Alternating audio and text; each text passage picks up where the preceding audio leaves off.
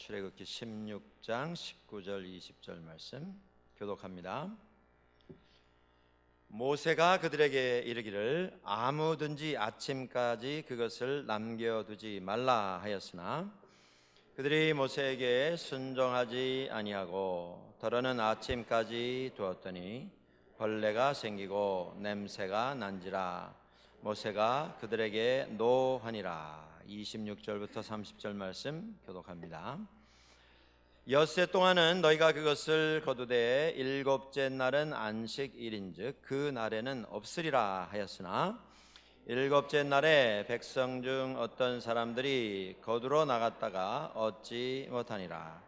여호와께서 모세에게 이르시되 어느 때까지 너희가 내 계명과 내 율법을 지키지 아니하려느냐.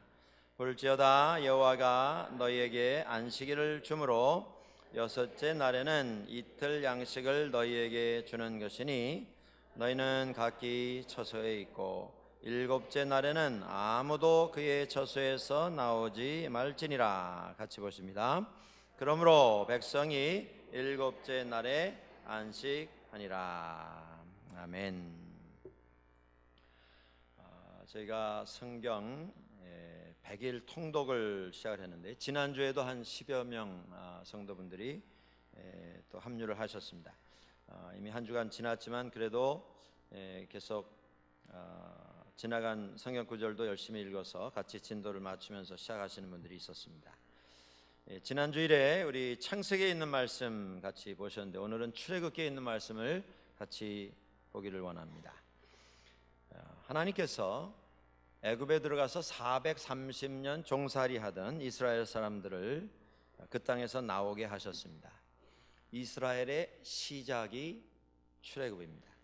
출애굽은 이스라엘 사람들에게 그들의 탄생을 알리는 신호탄과 같은 역할을 하는 사건입니다. 그 출애굽 상황 속에서 하나님께서는 끝까지 고집을 부리고 이스라엘 사람들을 내보내는 것을 거부하던 바로와 애굽에게 10가지 재앙을 내리심으로 바로와 온 애굽이 다 두 손을 들고 이스라엘 사람들에게 항복을 하는 이런 일을 이루어 주셨습니다. 또 출애굽에서 광야를 향해서 나아가다가 앞에 바다가 나오면서 길이 막혔을 때에 하나님께서는 모세에게 지팡이를 들어 홍해 위에 손을 내밀라 하셨고 그대로 했을 때 바다가 갈라졌습니다. 바다를 맨 땅과 같이 걸어서 건넜습니다. 그리고 이스라엘 사람들이 다 건넌 다음에 그 뒤를 따라서 이스라엘 사람들을 다시 잡아넣기 위해서 따라오던 애굽과 그 모든 병거와 말을 탄 기병들이 물이 다시 움직이면서 그 물에 다 수장을 당하는 기적의 연속, 기적의 기적이 더하는 이런 사건들이 이어지게 되었습니다. 그때 이스라엘 사람들이 춤추며 뛰며 찬송하고 하나님 앞에 영광을 올려드리면서 승리를 만끽을 했습니다.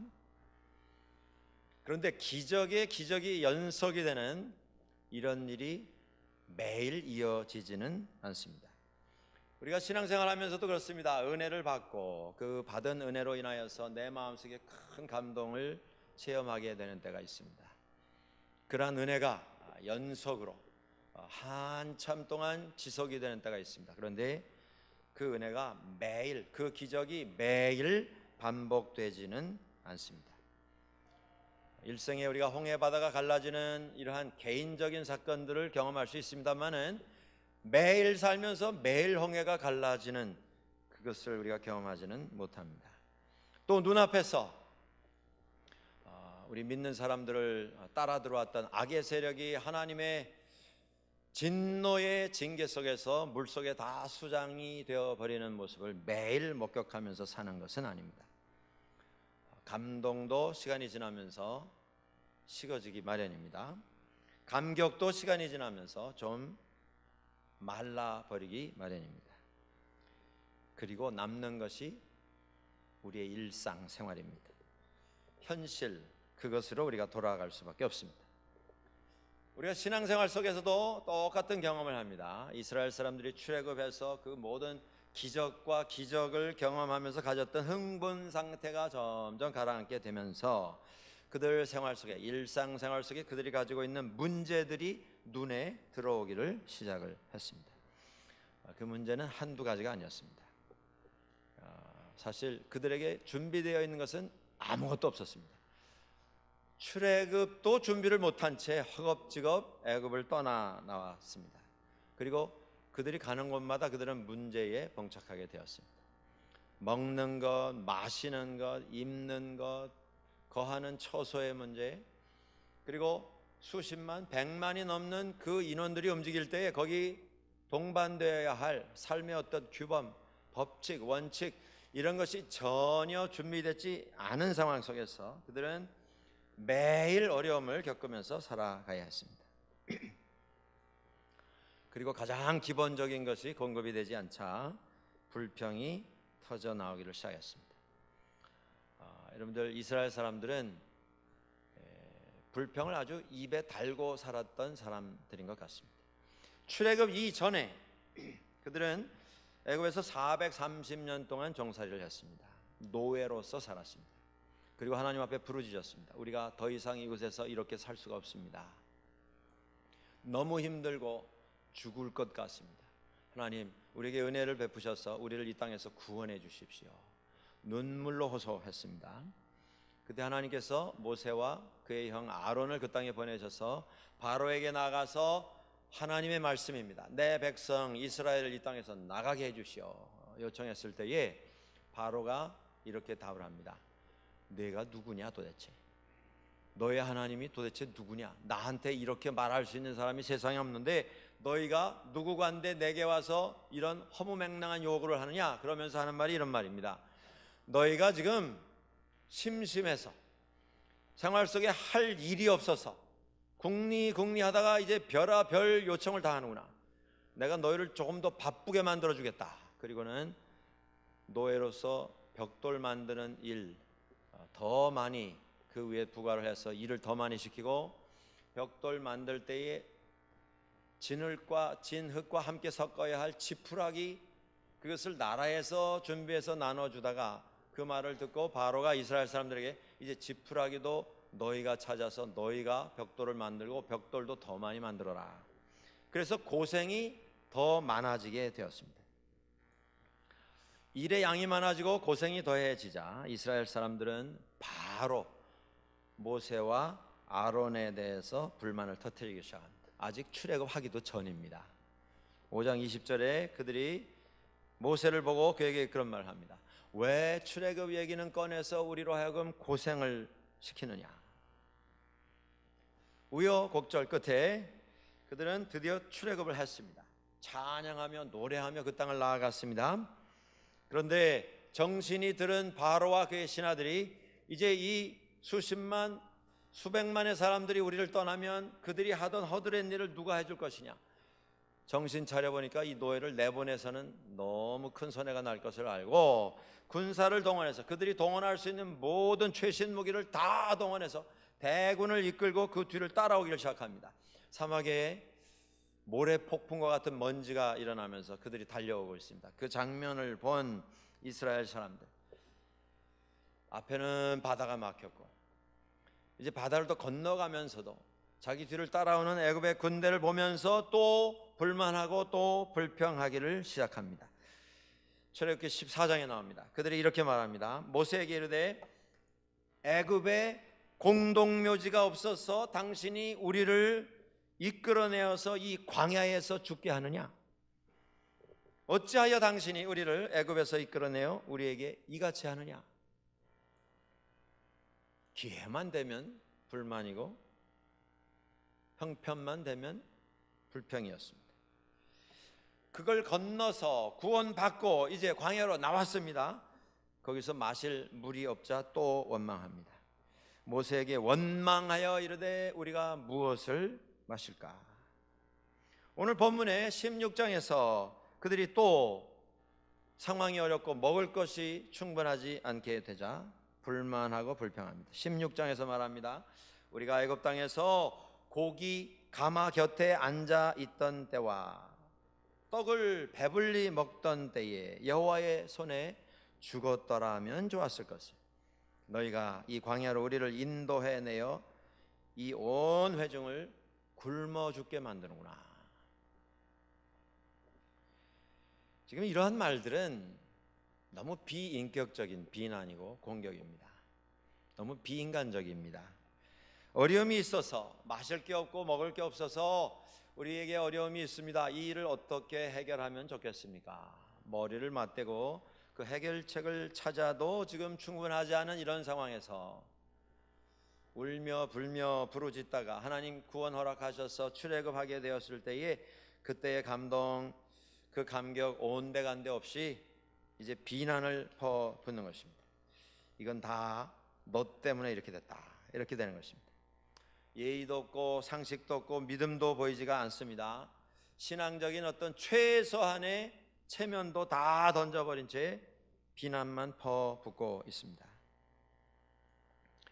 우리가 예수 믿고 나서 생각 속에 우리가 예수 믿으면 하나님께서 내게 복을 주실 것이다, 만사 형통, 이 세상의 만복을 내가 다 받아 누리게 될 것이다, 그런 생각을 가지고 신앙생활을 시작한다면 우리는 머지않아 어려움에 봉착하게 될 것입니다. 왜냐하면 어떤 신앙생활 속에도 어려움이 찾아오기 때문입니다.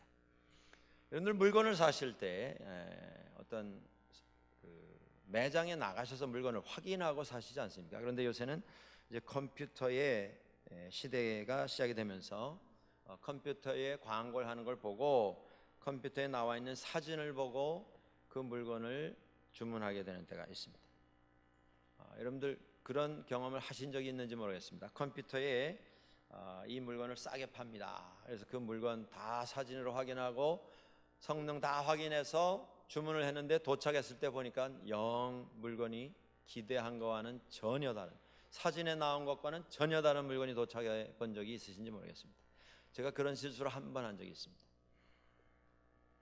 10몇 년 전에 이제 인터넷에서 물건이 막 이제 잘 팔리기 시작하던 시기에 이렇게 보니까 어느 날 다른 데서 파는 것보다 굉장히 싸게 똑같은 물건이 나온 걸 보고 이게 웬 은행가, 그러고서 주문을 했습니다. 한 2주 있다 도착을 했는데 보니까 뭐 저기 어디 동양 어느 나라에서 물건이 왔는데 뭐 조잡하기 짝이 없는, 이건 뭐 마치 실물과 만화를 보는 듯한 차이가 있는 그런 물건이 도착이 된 적이 있습니다. 우리가 모델하우스라고 하는 말을 하지 않습니까? 모델하우스, 집 살 때 모델하우스 먼저 보고 사시지 않습니까? 그런데 모델하우스는 파는 사람이 최선의 노력을 다 해가지고 잘 꾸며놓은 그것이 모델하우스입니다. 그걸 보고 계약을 했는데 나중에 그 집에 들어가 보니까 생각했던 것, 내가 모델하우스에서 확인했던 거와는 전혀 다른 이런 모습이 있을 때 여러분들 어떻게 느끼시겠습니까? 신앙생활을 모델하우스 꿈꾸는 듯한 그런 환상을 가지고 진행하다 보면 우리는 그렇게 실망할 수밖에 없습니다. 그러면 우리에게 불만이 있고 불평이 있을 수밖에 없습니다. 지금 이스라엘 사람들이 광야에서 보여주고 있는 이 모습은 어떻게 보면 21세기를 살아가고 있는 믿는 우리들의 모습이기도 합니다. 우리의 인생은 광야의 여정과 같은 이런 경험입니다. 내 한치 발 앞에 지금 무슨 일이 어떻게 일어날지 우리는 알지 못합니다. 살아가면서 경험하게 됩니다. 또 예수 믿고 정말 만사형통 모든 복이 다 막 덩굴째로 굴러 들어오는 그런 생활만 하게 되는 것이 아니기 때문에 우리가 이런 생활을 하게 될 때에 마음에 시험도 오고 연단도 들게 되는 것입니다. 그런 면에서 우리 신앙생활 속에서 우리 믿음에 있어서 가장 큰 적이 있다면 그것은 밖에서 오는 어떤 상황이 아니라 우리 속에 있는 우리의 마음이라고 생각을 해 볼 수가 있습니다. 지금 이스라엘 사람들이 믿음 안에서 흔들리고 있습니다. 그들의 섰던 신앙의 자리가 흔들리고 있습니다. 그것은 지금 밖에서 무슨 다른 나라가 쳐들어오고 전쟁이 일어나서 주변에 무슨 천재지변이 일어나서 당하는 어려움이 아니라 그들 마음속에서 일어나고 있는 원망 때문이었습니다. 불평과 불만 때문이었습니다. 광야로 나가서 행진을 해 나갈 때에 그 광야에 살고 있었던 다른 민족, 다른 족속들은 다 이스라엘을 두려워했습니다. 왜냐하면 하나님께서 이스라엘과 함께 하심을 그들의 눈으로 목격하면서 확인하였기 때문입니다. 다 두려워했습니다. 그런데 그 두려움의 대상이 되는 이스라엘 사람들은 정작 하나님이 그들과 함께 하셔서 길을 인도해 가시고 있는 그 하나님과 함께하는 이스라엘 사람들은 불만하고 불평하고 원망을 했습니다. 마음속에서 일어나는 불만들이 그들의 믿음을 흔들어 놓고 있습니다. 존 오브라이언이라고 하는 작가가 있습니다. 역사를 공부하는 분인데 이분이 알렉산더 대왕에 대해서 책을 쓴 것이 베스트셀러가 된 적이 있습니다. Alexander the Great, 알렉산더 대왕. 그 밑에 제목이 하나 더 붙어 있습니다. The Invisible Enemy, 보이지 않는 적이라. 그가 고대의 영웅 가운데 하나인 알렉산더 대왕에 대해서 자세히 연구를 해서 그는 이렇게 결론을 내리고 있습니다. 그 젊은 장수 32세에 고대 세계에서 가장 큰 땅덩어리를 차지하는 왕국을 이루었던, 천하 통일을 이루었던 알렉산더 장군, 알렉산더 대왕이 넘어지고 무너지게 된 것은 그 나라보다 더 센 어떤 군대가 일어나고 어디서 반란이 일어나고 다른 나라가 쳐들어와서 그 전쟁에서 패배했기 때문에 쓰러진 게 아니라 알렉산더 대왕의 자신, 그 마음 안에서 생겨난 문제 때문에 결국 알렉산더는 넘어지게 되었다. 그가 연구한 바에 의하면 이렇습니다. 역사 기록에 남아있는 모습들을 자세히 살펴보면 알렉산더의 생애의 마지막 7년 동안 그는 수많은 전쟁터를 다니면서 승리를 거두었습니다만은 그 7년 동안 알렉산더라고 하는 그 왕은 점점 사람이 폭력적으로 변해간 것이 역사 기록에 남아 있습니다. 파괴적이고 즉흥적이고 감정적이고 아무도 손댈 수 없는 공포의 대상으로 점점 변해가게 되었다라고 하는 것입니다. 그리고 무엇보다도 자기 측근에 있는 신하들, 자기가 거느리고 있는 자기의 군사들을 계속 적과 똑같이 의심을 하고 적대 감정을 가지고 대하면서 점점 정신분열증을 보이기 시작하는, 점점 광기를 보이기 시작하는 이런 일이 일어났다고 하는 것입니다. 그런 일이 왜 일어났는가? 이 역사학자에 의하면 원인을 두 가지로 평가를 합니다. 한 가지는 이 알렉산더 대왕은 고대에 살았던 영웅 가운데 술이라고 하는 것에 아주 푹 절어서 산 사람 가운데 하나로 이렇게 기록이 되고 있습니다. 자기 삶을 망칠 정도의 술에 빠져서 살아가는 이런 사람이었습니다. 또 하나는 그가 인도의 힌두교에서 나온 허무주의에 빠져 있었다라고 하는 기록이 나옵니다. 뭐 인생이 별건가, 살다가 죽으면 그만이고 또 살다가 죽으면 그 인생이 돌고 돌아서 윤회설에 의해서 다음 생에서 또 돌아오게 되는 건데 인생이 뭐 무슨 의미가 있는가, 그냥 살다가 죽으면 그것으로 끝이다, 이런 생각 가지고 점점 술 속에 빠져 들어가면서 이런 어려운 일들이 생겨났다라고 하는 것입니다. 외국과의 싸움에서 져서 넘어진 게 아니라 자기 자신 속에서 나오는 생각의 병으로 결국 흔들리고 넘어지게 되었다라고 하는 것입니다. 유명한 역사학자 토인비는 이런 말을 합니다. 그가 지구 역사에 찬란한 문명을 이루었던 21가지 문명에 대해서 자세히 연구를 한 다음에 그는 이렇게 진단을 합니다. 그 21개의 세계적으로 유명한 문명을 이루었던 그 문화 가운데 19개가 다 망해버리고 없어져 버리고 말하는데, 그 없어져 버린 19개의 문명을 자세히 들여다보니까 다른 나라가 쳐들어왔다든가 무슨 천재지변이 나서 나라가 흔들리는 이런 재난을 당했다든가 무슨 전염병이 돌아서 나라가 없어진 게 아니라 그 문화 자체가 만들어낸 내부적인 문제로 그 문화들이 결국 멸망했다, 이렇게 진단합니다. 그리고 그 멸망을 가져왔던 원인이 무엇이냐면, 그 내부의 적이라고 하는 것이 무엇이냐면 그 문화 자체가 만들어낸 자기 자신들의 우월감, 자만감, 오만, 교만, 방종, 이러한 것들이 결국 그 문화를 망가뜨리는 원인을 제공했다, 이렇게 말합니다. 토인비는 이것을 네메시스, 응보라고 하는 말로 이렇게 씁니다. 이것은 그들이 자초한 문제의 결과였다. 우리 정도면 우주를 다 점령하고도 남음이 있는 실력을 가지고 있다. 오만에 빠져서 방종하다가 결국 다 망해버리게 됐다고 하는 것입니다. 광야에 나가서 지금 불만하고 불평하고 있는 이 이스라엘 사람들의 문제가 무엇인가? 하나님 앞에서 은혜를 깨닫지 못하고, 하나님 앞에서 겸손하지 못하고, 하나님 앞에서 감사하지 못하는 이런 생각에서 문제가 시작된 것을 보게 됩니다. 여러분들, 우리 신앙생활 하는 사람들이 때때로 어려움에 처하게 됩니다. 우리의 생각 속에서도 불만이 일어나고 불평이 일어나고, 이 불편하고 대단히 괴로운 상황 속에서 하나님에 대한 원망도 나오게 됩니다. 그런데 자세히 들여다보면 지금 누구에게서 우리가 탄압을 당해서 불편하고 탄압을 당해서 괴로운 게 아닙니다.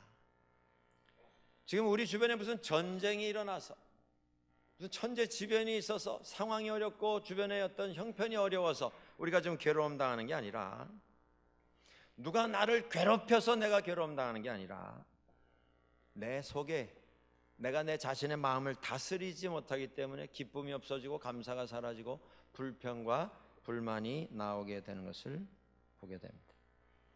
이스라엘 사람들은 지금 이 만나의 사건이 기록되고 있는 16장뿐이 아니고 출애굽기 내내, 아니 출애굽기뿐만 아니라 민수기, 신명기 계속 가면서 광야 생활 40년 동안 불만하고 불평하고 원망하면서 계속 걸어가고 있습니다. 물이 없어서 한번 난리가 났었는데, 그래서 하나님의 은혜로 해결이 됐는데, 조금 시간이 지난 다음에 물이 또 없으니까 또 불만합니다. 또 불평합니다. 먹을 것이 없다고 또 불평합니다. 만나가 너무 지루해서 이거 먹기가 싫다 또 불평합니다. 모세가 시내산에 올라가서 안 내려온다고, 우리끼리 그러면 우리를 인도할 신을 만들자, 금붙이를 모아서 송아지를 만들어 놓고 그 앞에 절을 하고 거기서 춤을 추고 제사를 지내는 이런 망종, 이런 추태를 연출을 했습니다. 광야를 지나가다가 그곳에 원래부터 살고 있는 이방 민족들을 보면서 그들이 가지고 있는 그들의 문화가 부러웠습니다. 그들이 가지고 있는 쾌락을 추구하는 그들의 종교가 부러웠습니다. 그래서 그들과 어울리면서 타락에 빠지는 이런 일도 그들은 자행을 했습니다. 모세에 대해서, 아론에 대해서 불만을 가지고 리더십에 도전하고 반란을 일으키는 일까지도 시도를 했습니다. 그런데 신기한 게 있습니다, 여러분들. 시작부터 계속 불만이고 불평이고 원망인데, 놀라운 것은 하나님께서 그 불평, 불만 투성이인 이스라엘을 그냥 두고 보십니다. 침묵하시고 또 참으시고 또 기다리시고 또 지나가 주시고 또 덮어 주시고 계속 그들을 그냥 두고 보고 계십니다. 우리 사람이 그 자리에서 어떤 결정을 해야 하는 자리에 있었다고 하면 아마 출애굽은 시작하다가 다 망가지고 말았을 것입니다. 한 중간쯤 가다가 내가 참을 만큼 참았고 이제는 소망이 없다, 다 뒤엎어버리는 이런 결론을 내리고야 말았을 것입니다. 근데 하나님께서 계속 기다리시고 견디시고 참으시고, 여러분들 이것이 이스라엘 사람들에게 하나님께서 허락하신 광야의 훈련의 모습입니다. 광야의 길은 지금 가나안 땅을 향해서 나아가는 과정입니다. 결론이 아니라는 것입니다.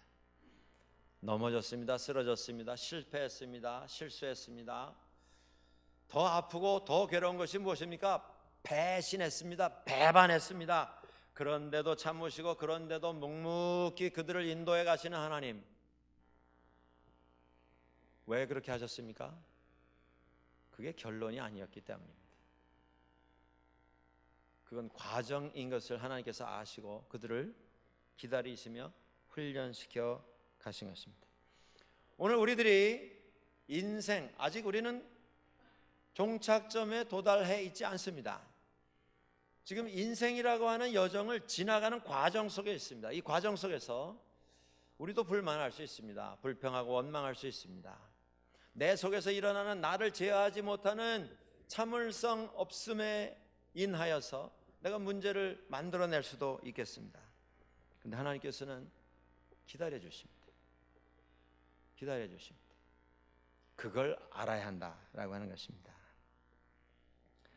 하나님께서 만나와 메추라기를 이스라엘 사람들에게 주신 것은 단지 식량 문제를 해결하려고 하는 그 해결책으로 마련하신 것이 아니었습니다. 목적은 어디 있냐면 광야를 걸어가는 이 과정을 지나가고 있는 사람들이 아직 이것이 결론이 아니라고 하는 것을 깨닫고 그들의 마음과 생각을 하나님께만 두어서 하나님 의지하고 하나님 신뢰하고 믿고 다 맡기고 순종하는 삶을 살도록 하시기 위한 목적으로 그들에게 이것을 주신 것입니다. 사랑하는 자들을 훈련시키셔서 가나안 땅에 들어가게 하시려고 하는 하나님의 뜻이 거기 있었다고 하는 것입니다. 인생이라고 하는 과정을 지나가는 우리들이 이 광야의 훈련을 통해서 배워야 할 것들이 있다고 하는 것입니다. 하나님은 무엇을 이스라엘 사람들에게 가르치신 것입니까? 매일 해결해야 할 가장 기본적인 생존의 문제, 그것조차도 전적으로 하나님께 달려있다라고 하는 것을 깨닫게 해 주십니다. 우리가 인생 살면서 그걸 깨달아야 합니다. 그걸 배우고 기억하고 살아가야 합니다.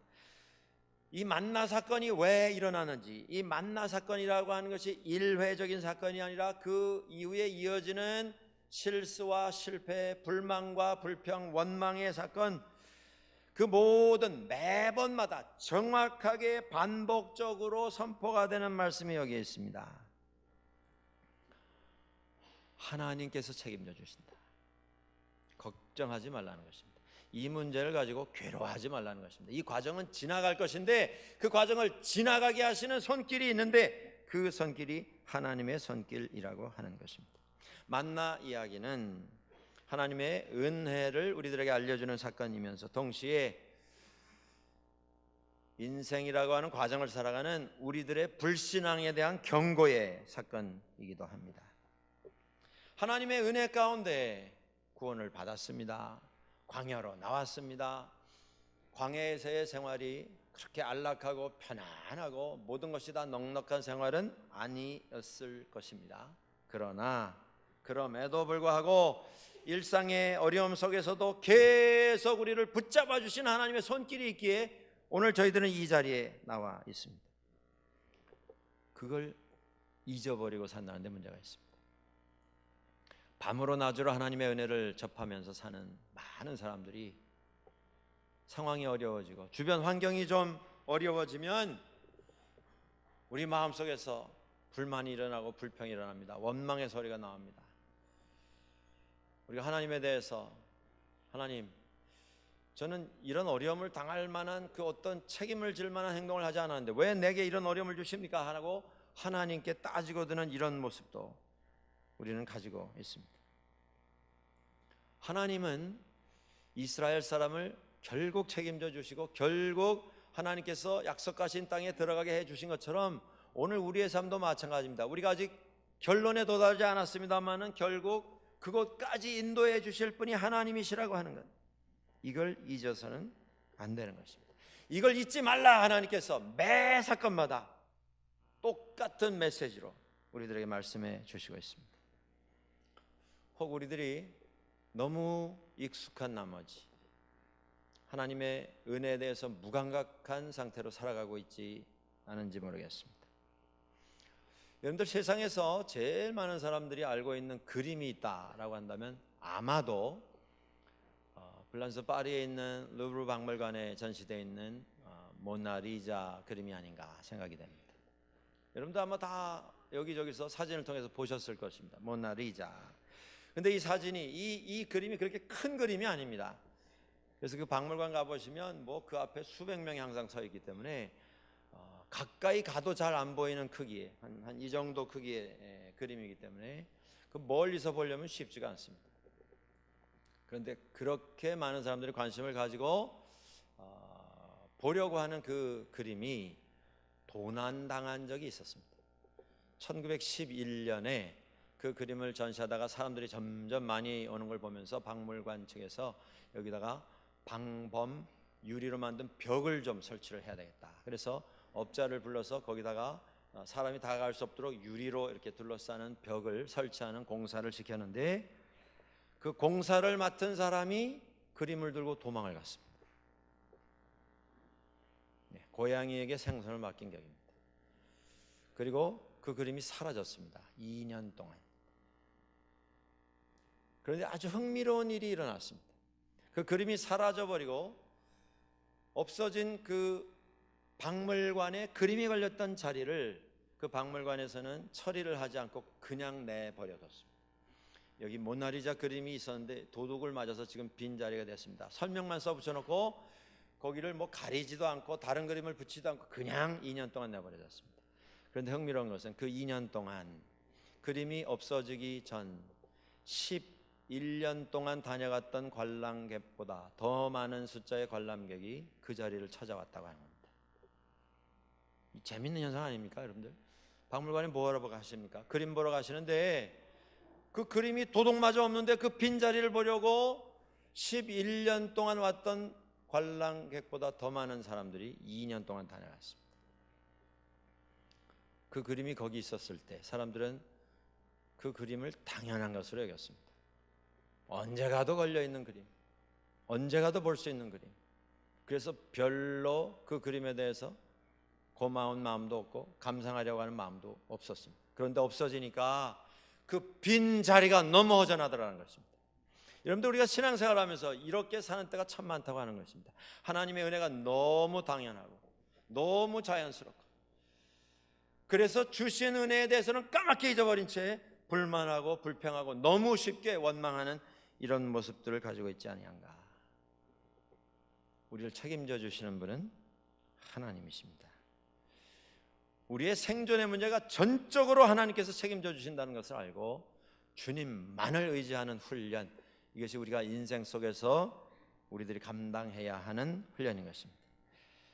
만나와 메추라기를 하나님께서 주실 때에 하나님께서 말씀하신 방법, 하나님께서 말씀하신 시간, 분량 그대로 순종하도록 이스라엘 사람들을 훈련을 시키시는 것을 볼 수가 있습니다.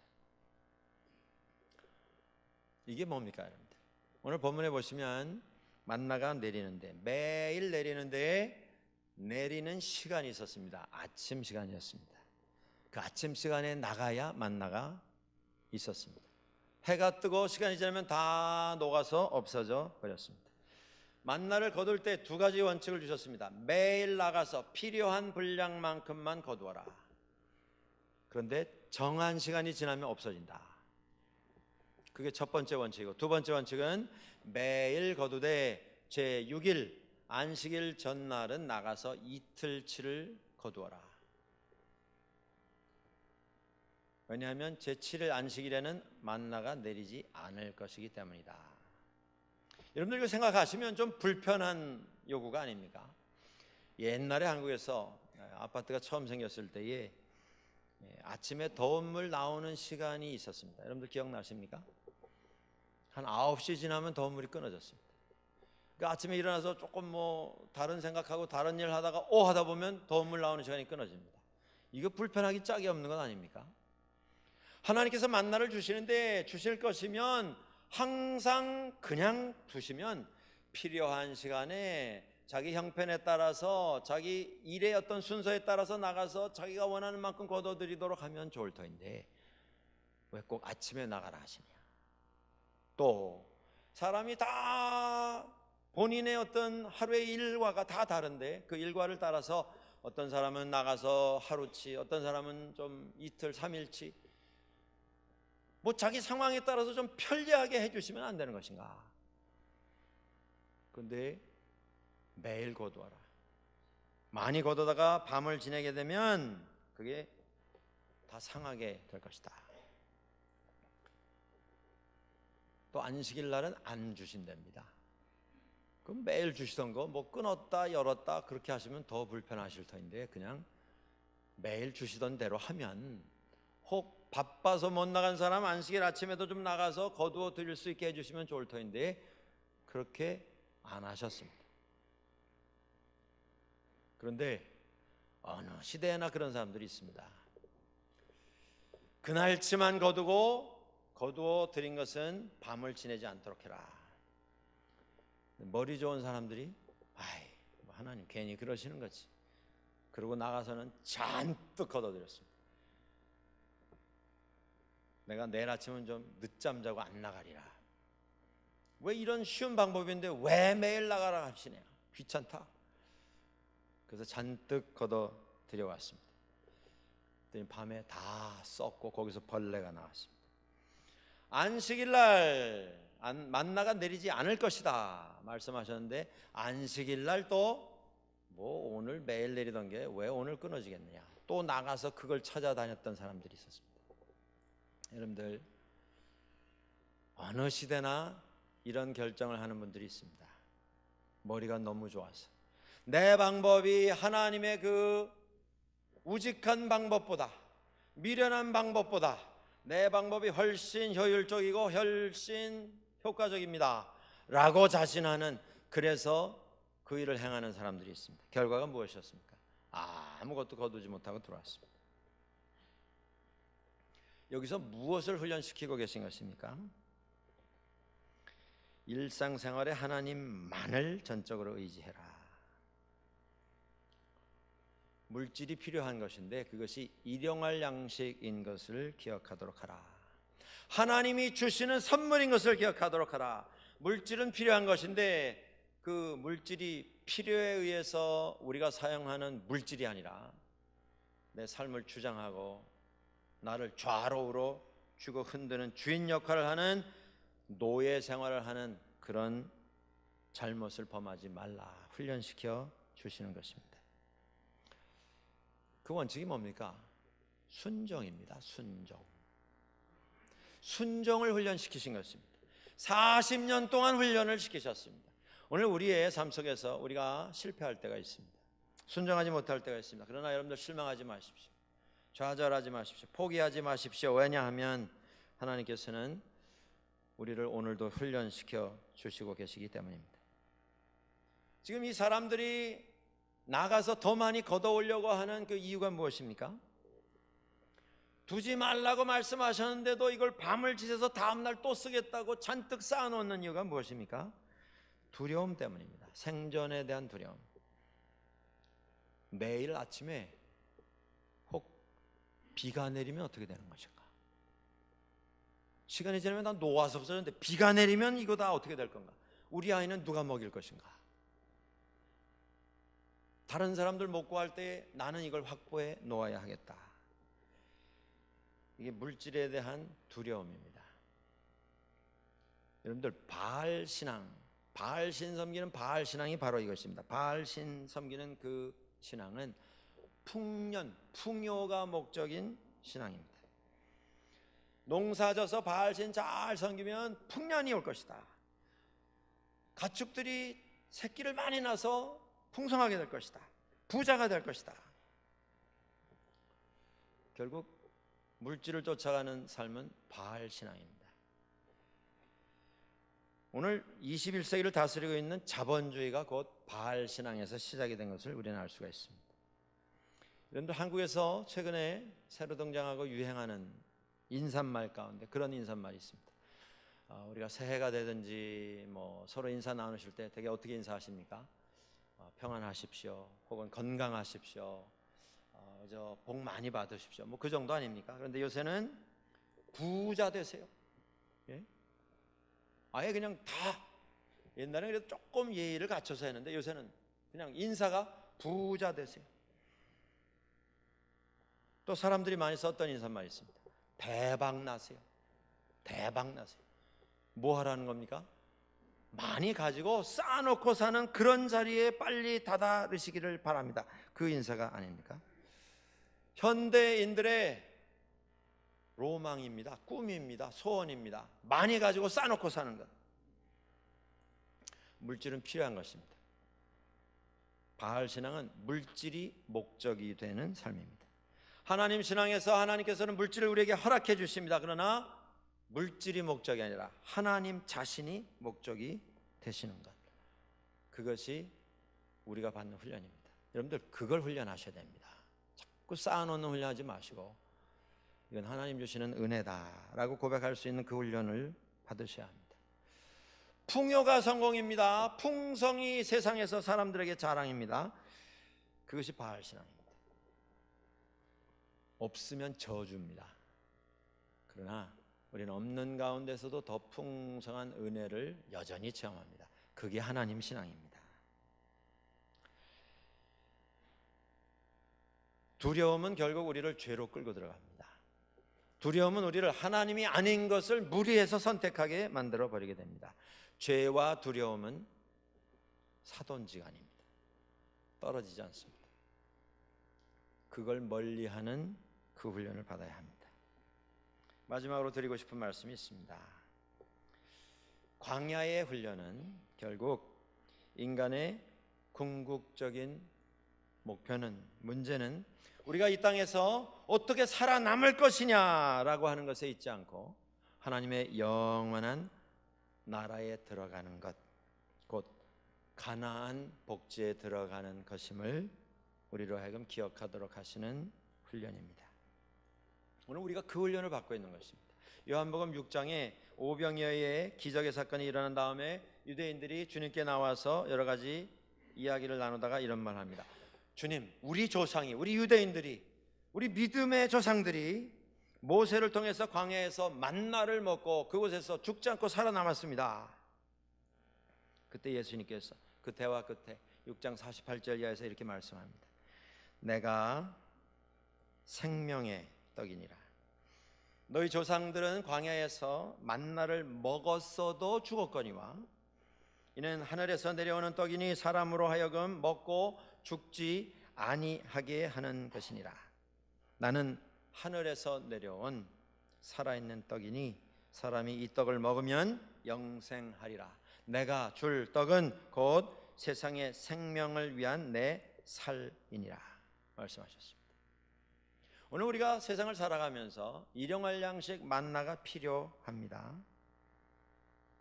그러나 일용할 양식 매일 내리는 먹어도 결국 죽게 될 그것 얻는 것에 우리의 목숨을 거는 어리석음은 범하지 말아야 할 것입니다.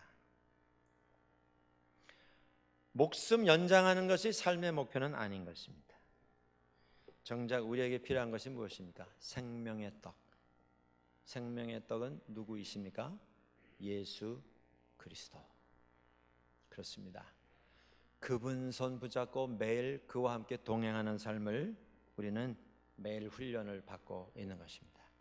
살아가는 하루하루의 삶이 하나님께서 우리를 위해 준비하여 주신 가나안 땅으로 주님 손 붙잡고 더 가까이 나가는 여정이 될 수 있기를 주의 이름으로 간절히 축원합니다.